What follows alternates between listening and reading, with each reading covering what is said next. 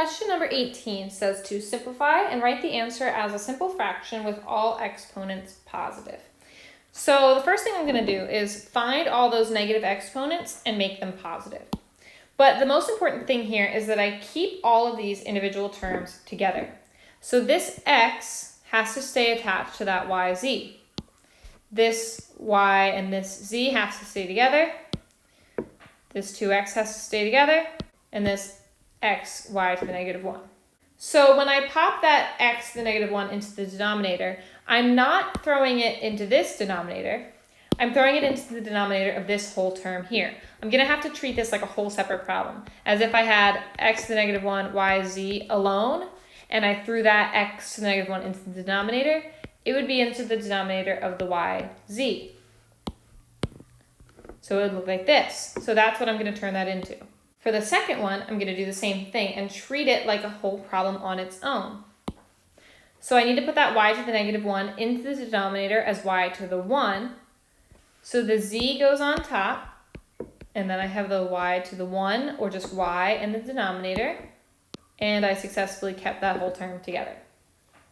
Now the negative 2x is fine, I don't have any negative exponents there, but the blue term also has a negative exponent, and I have to get that y to the negative 1 into its denominator. So it's going to be x over y to the 1, or just y. And now I'm going to treat this like two separate problems. So let me just take my numerator and move it over here so that it's all on its own. Let me take that denominator and move that over here. And now I have an empty bar that I can add to. So for the numerator, let me find a common denominator. And I can make that common denominator just x, y. Multiply those numbers together. So I'm going to have to multiply the first side by y over y and multiply the right side by x over x. So I'm going to end up with y squared z over x, y minus x, z, I'm putting it in alphabetical order, over x, y. So now it has a nice common denominator in the numerator. And I can simplify this even further. Because they have the same denominator, I can take the whole top part, subtract that top part together, and put it all over the same denominator. So I'm going to put that all over x, y. And now this is just one whole big term here. And for the denominator, I'm going to do the same thing.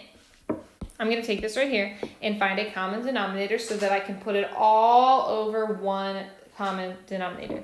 So I can make the denominator on both y, but I'm going to have to multiply that left side by y over y.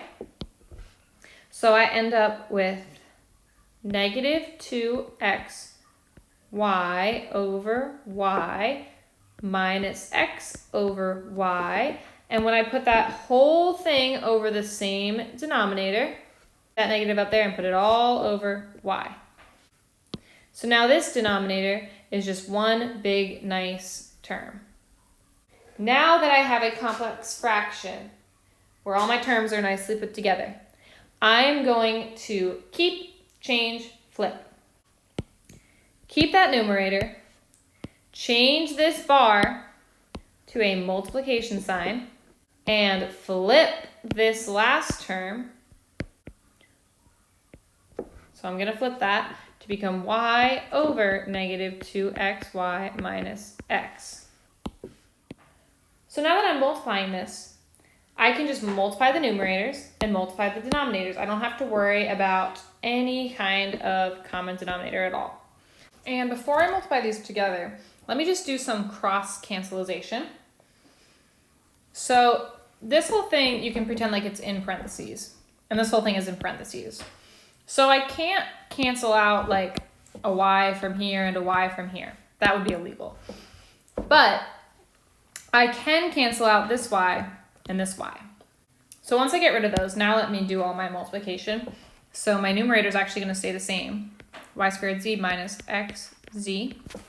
And that will be over, let me do some distributive property here, negative 2x squared y minus x squared. And that is it. That is the most that I can simplify that. And that's my final answer.